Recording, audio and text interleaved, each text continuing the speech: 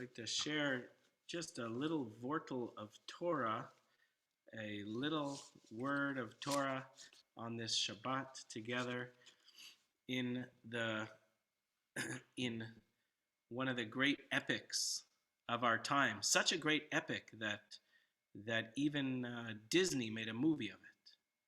That's right. Joseph, the story of Joseph and our descent to Mitzrayim, into living in Egypt. Here it's played out in our book of Bereshit, of Genesis, meaning it's played out in the interrelational time. Not yet a full people, we are but a family, a big family, no doubt, but just a family on its way to Egypt. This is the Parsha where Joseph, the beloved son, who has been the courtier of Pharaoh in Egypt, he reunites with his father and finally tells his brothers that it is him. It is him that is the second-hand man to Pharaoh, who has been stringing them along these many days. And so,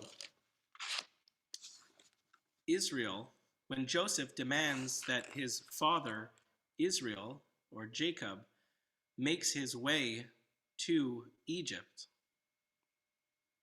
we have this line in our Torah portion, Vayisa Yisrael, v'chol asher lo, vayavo be'era shava, vayizbach zvachim lelokei aviv Yitzchak.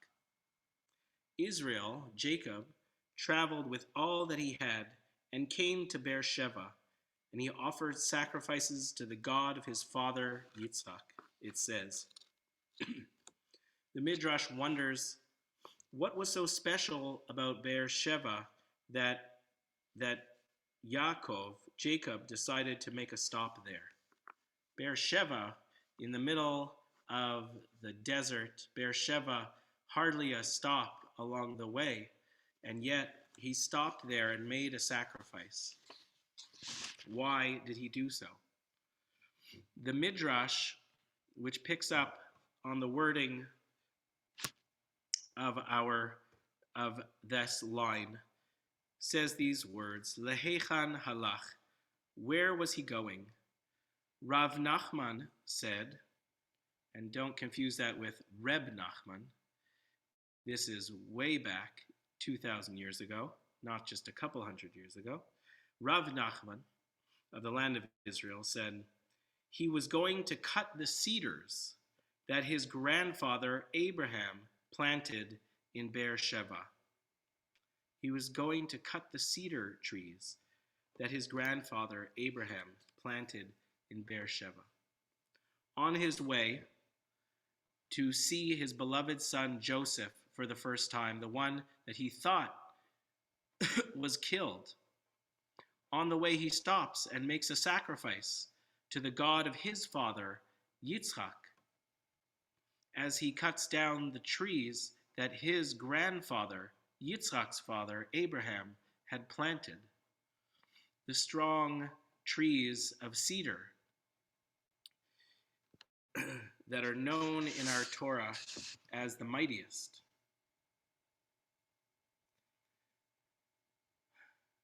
Why is it that he stopped on his way to Mitzrayim to bring the cedar trees that Abraham had planted, to bring them with him on this sojourning way?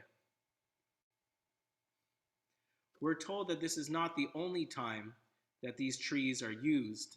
In fact, we learn that hundreds of years later in another midrash, Bnei Yisrael, the Israelites, took these cedar trees with them when they left Mitzrayim.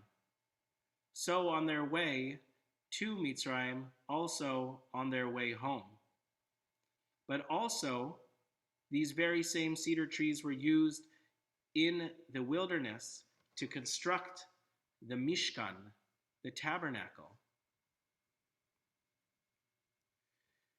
So rooted is our tradition that our rabbis see the interconnection of one generation to the next.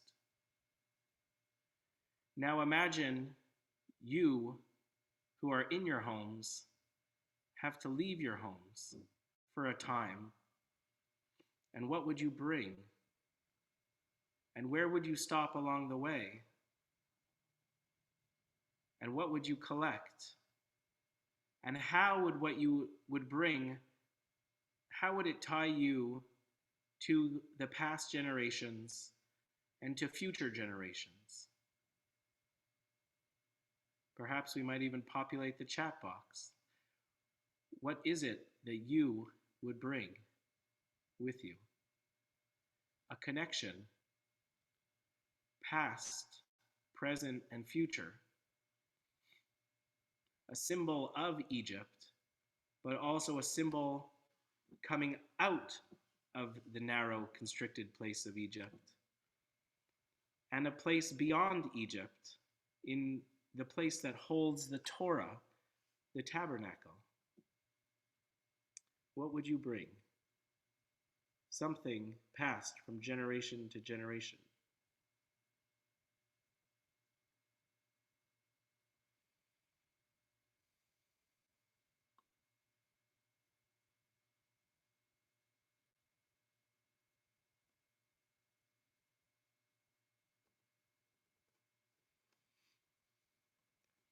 In our reunions and reunifications, from the distance and then again back together, may we always carry with us the knowledge of past generations, the symbols that point the way forward,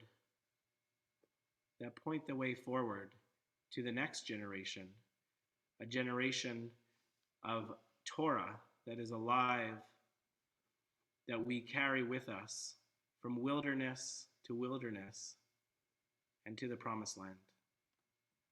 Shabbat Shalom.